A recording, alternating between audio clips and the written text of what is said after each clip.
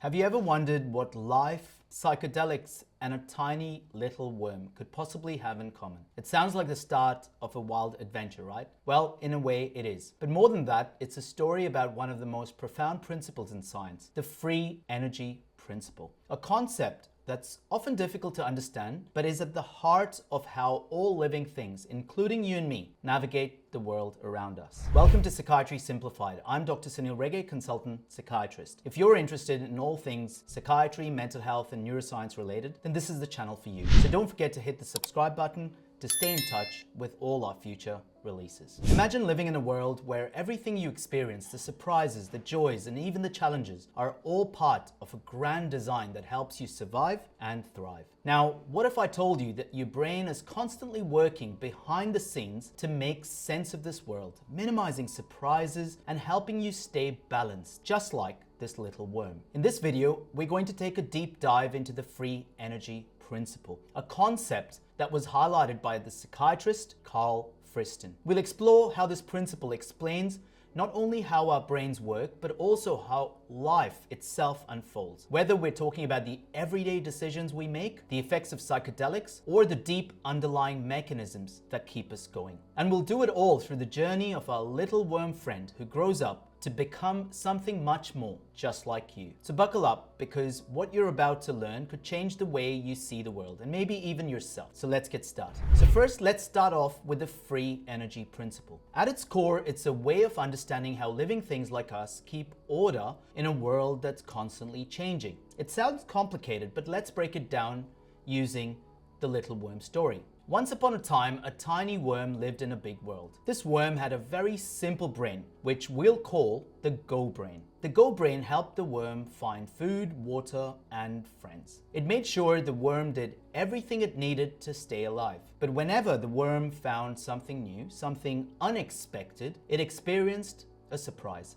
In scientific terms, this surprise is called entropy, a measure of how unpredictable or random something is. The go brain would use a lot of energy when these surprises happened because it needed to know what to do. This is where the concept of free energy comes in. Free energy is the difference between what the worm expects to happen and what actually happens. Essentially, the gap between prediction and outcome. The worm's brain is always working to minimize this difference, to reduce surprises, so it can save energy and stay safe. For clinicians, this links to minimization of reward prediction errors that forms the foundation of many psychiatric disorders such as schizophrenia. This forms the part of the salience network function. We've covered this neurobiology in many courses on the Academy. So for clinicians, you may want to check academy.psychscene.com.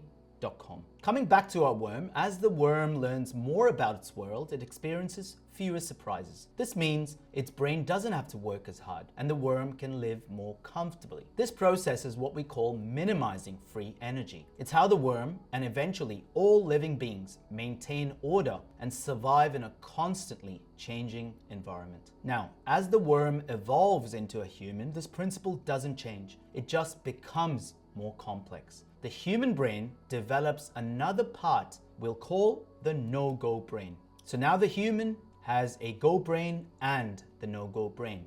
The no-go brain helps us to think before we act, reducing unnecessary surprises even further. But here's where it gets interesting. When humans encounter something really unexpected, like the experience of psychedelics, the brain's usual way of minimizing free energy is challenged. This can lead to profound insights or even confusion, depending on how the brain adapts. We'll explore more of this in just a bit. Now, as you grow up, your no-go brain gets stronger and helps you figure out, for example, that Santa isn't real. Yes, disappointing, I know, but it helps you make better decisions. These better decisions come from your brain learning to reduce surprises, or rather multiple surprise signals, so that you can live comfortably. What I mean by that is that your brain's not exposed to continuous cognitive load. Remember, surprises are moments when things don't happen the way you expected. They're also known as entropy or prediction errors. But here's the interesting part. While the no-go brain helps you avoid unnecessary surprises, it doesn't mean you stop experiencing them altogether. In fact, the more you learn, the more surprises you actually encounter. These surprises are what scientists call surprise signals, or in more technical terms, entropy and free energy. Every time you learn something new, your brain is handling a prediction error, a mismatch between what you expected and what actually happened, the mismatch between a prediction and outcome. And your brain essentially kicks itself into gear to create a match between prediction and outcome.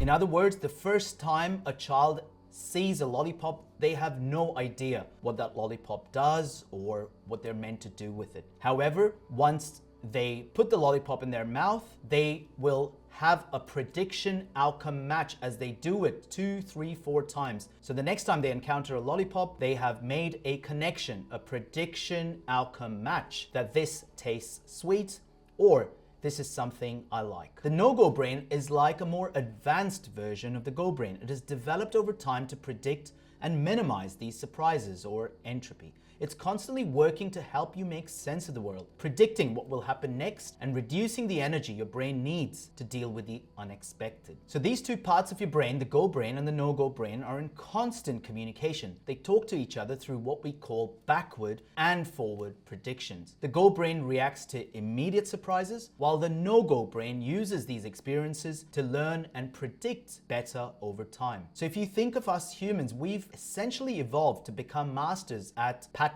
recognition. This helps your brain minimize surprises and maintain a state of balance, or what we call homeostasis. So to summarize, the brain uses energy to deal with surprises, which are unexpected events. We don't want too much energy because that can result in energy deficit.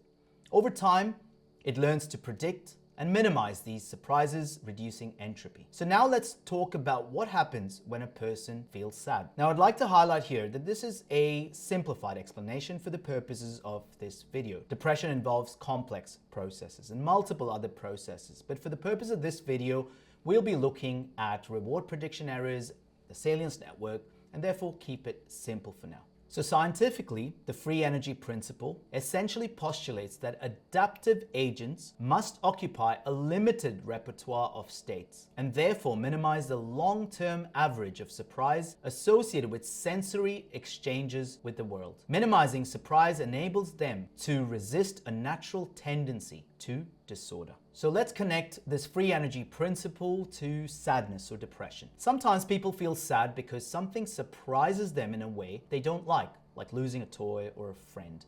Now note, I'm not necessarily talking about clinical depression, but a feeling of sadness. This surprise makes them feel bad. The go brain starts searching for a way to feel better, but it might not find the right answers to resolve that free energy. Meanwhile, the no-go brain tries to calm it down, saying it's okay, everything will be fine. But if the go brain keeps getting surprised in a negative way, the person can get even sadder. This happens when both external and internal predictions are not being met, which is a daunting task for the brain. The key here is top-down modulation, how the no-go brain helps manage these surprises. This is no different to the significant agitation that a person with severe depression feels, the excessive free energy. And the basis of treatment is to enhance frontostriatal functioning, whilst in some cases also needing to address the salience network arousal to enhance top-down modulation. I've covered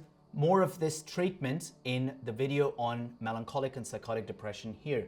And of course, for clinicians, a detailed structured course on melancholic and psychotic depression on the Academy here. So what can we do to help? We can try to reduce the number of surprises the go brain experiences, or teach the no-go brain how to calm down those surprises. It's like balancing on a seesaw. We want to keep everything just right, so we don't have too many surprises that make us feel bad. We want to turn those surprises into things we know and understand. So with that basis in mind, how does the free energy principle link to psychedelics, and more specifically psychedelic psychotherapy? At its core, the free energy principle suggests that our brain is constantly working to minimize surprise or uncertainty by predicting and controlling what we experience. This process is known as predictive coding, where the brain creates a model of reality and then adjusts it based on incoming information. However, when rigid patterns of thinking develop, often say due to trauma, chronic stress, depression, etc., the brain clings to certain beliefs as a form of self-protection. These high-level priors, as they're called, can be thought of as entrenched belief systems. They can keep us stuck in maladaptive patterns because they help reduce the discomfort of uncertainty.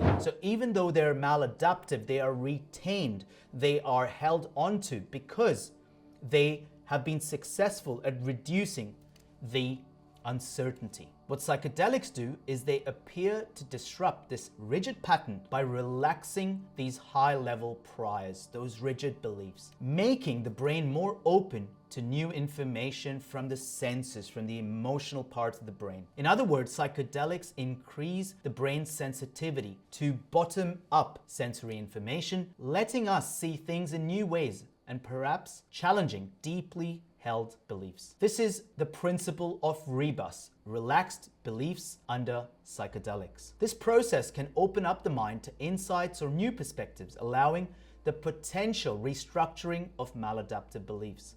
However, these insights can be both profound and at times misleading as well. Hence why there is the phenomenon known as phoebus, which is false induced beliefs under psychedelics. The challenge is ensuring that the insights align with personal growth for the individual. With the right setting and intention, psychedelics can guide us towards meaningful therapeutic shifts by loosening those entrenched beliefs. But this process requires care to ensure that it cultivates genuinely long-term adaptive change. This also forms the basis of many psychological therapies, including psychodynamic psychotherapy. So the key here is it's not just about the psychedelic substance. It's about combining the psychedelic substance to relax those beliefs, to release free energy, but then have a process of psychotherapy to help restructure some of those beliefs for longer term adaptive change. So now if we take all of this together, I'd like to leave you with some key messages. First, life is full of surprises, but as we grow up, we learn how to turn those surprises into things we know well. This is the essence of minimizing entropy or reward prediction errors. The free energy principle, or FEP, is about minimizing these errors to create a stable, predictable world around us. We want predictability and unpredictability that we can control. We need surprises in life. As we learn and adapt, our brains reduce these surprises, helping us save energy and feel better.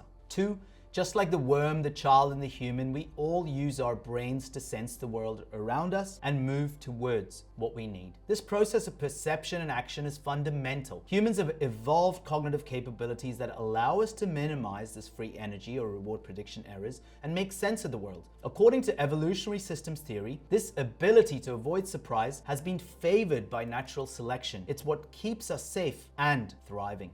Sometimes we're surprised, and that's okay, as long as we can turn those surprises into things we understand. Neurobiologically, life is about minimizing reward prediction errors as adaptively as we can. Colloquially, you might say it's about FAFL, fuck around and find out. But in scientific terms, it's about navigating the surprises of life in a way that keeps us balanced, stable, and thriving. And the process goes on. It's life's constant journey of helping the go brain and the no-go brain talk to each other effectively. So if you found the free energy principle in the story useful, fun, and you liked it, don't forget to leave us a like. And of course, subscribe to our channel to keep in touch with all our future releases. Don't forget to leave your comments in the comment section below and let me know what you think about the free energy principle and how it can be used to help individuals on their journey towards optimum psychological health. To all of you watching, a big thank you for supporting this channel. It really means a lot to us. I look forward to seeing you in another video soon. Until then, stay curious. Bye-bye.